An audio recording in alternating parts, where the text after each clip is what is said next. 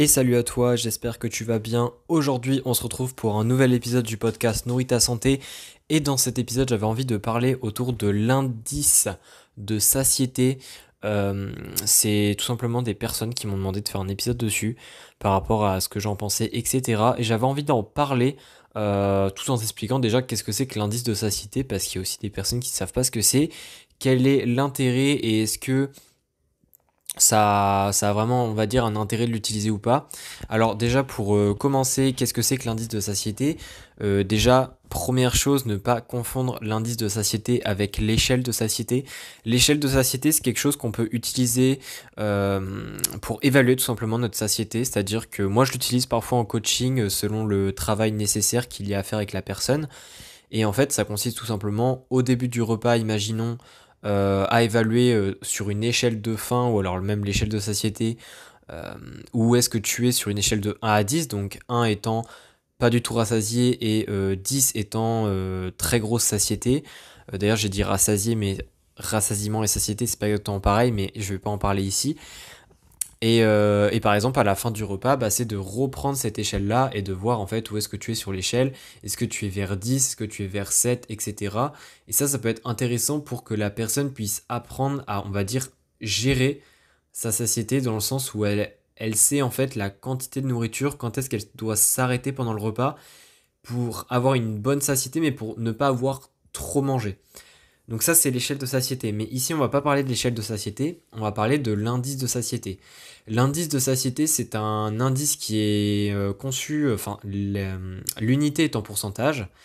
Et en fait, plus le pourcentage est élevé sur un aliment, et plus ça veut dire qu'il va te procurer de la satiété. Donc je te passe tout ce qui est théorie, hein, c'est-à-dire les calculs, etc. pour obtenir ces pourcentages. Mais on retrouve, du coup, c'est disponible sur Internet, hein, tu marques... alors en français, peut-être qu'on n'en retrouve pas beaucoup, c'est peut-être moins démocratisé, je sais pas. Mais en anglais, tu marques Satiety Index Score et tu trouves des graphiques, des tableaux, des trucs comme ça, où il y a par exemple le nom de l'aliment et il y a le pourcentage à côté. Et il y a plusieurs pourcentages intéressants qu'on utilise souvent. Et généralement, il y a des personnes qui s'amusent, entre guillemets, à comparer les plus gros pourcentages avec les plus bas. Et après, disent, oui, tel aliment, vous voyez, il a très peu de pourcents, donc il n'est pas du tout intéressant, faut pas en manger. Et cet aliment-là a un très haut pourcent, donc il faut tout le temps en manger. Alors, j'exagère, mais il y a des personnes, c'est presque à dire ça. Et c'est là où je pense qu'il est intéressant de parler un peu de ce sujet au niveau de qu'est-ce qu'il y a de bon à prendre, mais qu'est-ce qu'il y a aussi de bon à laisser. Donc pour te donner quelques pourcentages d'aliments pour que tu puisses à peu près voir qu'est-ce qu'on peut s'attendre de cet indice, l'aliment qui est de loin le plus élevé, ce sont les... En fait, j'ai mis le suspense parce que je viens de bailler, pardon. Ce sont les pommes de terre. Et en fait, les pommes de terre sont à un pourcentage de 323%, ce qui, tu vas voir, est beaucoup. Et c'est l'aliment en fait le plus élevé de cette échelle, enfin pas de cette échelle, pardon, mais de cet indice. C'est moi après qui vais te perturber avec les termes. Ensuite, on a comme deuxième aliment généralement qu'on met, c'est le poisson blanc. Et le troisième aliment, généralement, ce qui revient, c'est le porridge. Après, si on parle pas des préparations, c'est soit l'orange, soit la pomme, soit ils sont à peu près pareils.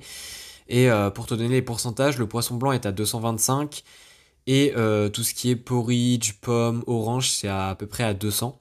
Donc tu remarques quand même que la pomme de terre est un peu isolée dans les 300%, il y a pas grand-chose autour.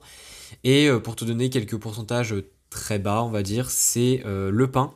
Donc le pain qui est la référence généralement puisque c'est 100%. Et après, on a le croissant qui est à 47, etc. Et les œufs sont à 150. Donc en fait, le pain sert de référence tout simplement pour, entre guillemets, te dire à travers cet indice que si on regarde les pourcentages, la pomme de terre, pour la même quantité consommée que le pain, rassasie 3 fois plus vite. Ou du moins, crée une satiété 3 fois plus forte, on pourrait le dire aussi comme ça. En fait, cet indice, il est intéressant de mon point de vue pour te donner des idées. Le problème, c'est quand les personnes sont trop extrêmes, c'est toujours ça le problème, c'est quand elles sont trop extrêmes sur l'idée que ça donne. C'est-à-dire que tout de suite, La pomme de terre est le plus élevée, donc je mange que des pommes de terre. C'est presque ça. Il y a des personnes, c'est presque ça le raccourci. C'est pas du tout, je pense, l'intérêt de l'outil. Même lui qui l'a conçu, alors je sais pas trop qui l'a conçu d'ailleurs, mais même la personne qui l'a conçu, je pense que l'idée c'était pas de dire à tout le monde qu'il faut manger que de la pomme de terre. Mais en fait, je pense qu'il est intéressant de connaître en fait, de regarder assez rapidement cet indice, de regarder les aliments les plus élevés, imaginons, et par exemple de faire des tests, entre guillemets, de voir si tu sens vraiment, par exemple, que la pomme de terre te rassasie beaucoup. Par exemple, est-ce que le poisson blanc se rassasie tant que ça, etc. Et, euh, et après, à partir de ça, bah, tu vois en fait si ça correspond à l'indice ou pas. Parce que en fait, on est tous différents et effectivement, ce sont des pourcentages, c'est de la théorie, ce sont des calculs, etc. Mais les personnes ne vont pas réagir pardon, de la même manière. C'est-à-dire que la pomme de terre va peut-être énormément rassasier une personne, mais une autre personne va peut-être manger de la pomme de terre et ça va pas rassasier tant que ça, alors qu'un porridge va mieux rassasier alors qu'il est censé être plus bas. Voilà, encore une fois, il y a toujours des variations, je vais y arriver, selon les personnes. Et en plus de ça, il y a aussi la façon dont on mange. C'est-à-dire que la pomme de terre, c'est le meilleur exemple. La pomme de terre, ok, ça dit c'est 300%, mais entre manger une pomme de terre sous forme de purée, entre manger sous forme de pommes de terre sautée, de pommes de terre vapeur, de frites, etc., ça reste de la pomme de terre et pourtant ça va pas, je pense, rassasier de la même manière. Donc, encore une fois, il y a des failles, enfin en fait ce sont pas des failles, mais c'est juste qu'il y a des points faibles à cet outil. Et encore une fois, quand on parle d'outils, ça veut dire que c'est pas quelque chose qu'on doit suivre à la lettre, c'est quelque chose qui doit nous aider. Et en fait, c'est quelque chose qui doit nous aider dans notre processus, c'est pas quelque chose où on doit se dévouer à eux pour notre processus. C'est très différent comme définition, et c'est un petit peu ça qu'il faut comprendre. Donc en fait, j'ai pas grand chose à dire de plus dans cet épisode. Je pense que j'ai fait le tour de ce sujet qui était l'indice de satiété. Si tu as des questions, n'hésite pas à me les poser, mais je pense que ce n'est pas nécessaire de rentrer plus dans le détail. J'ai fait le tour et on se retrouve pour un prochain épisode. Allez, ciao.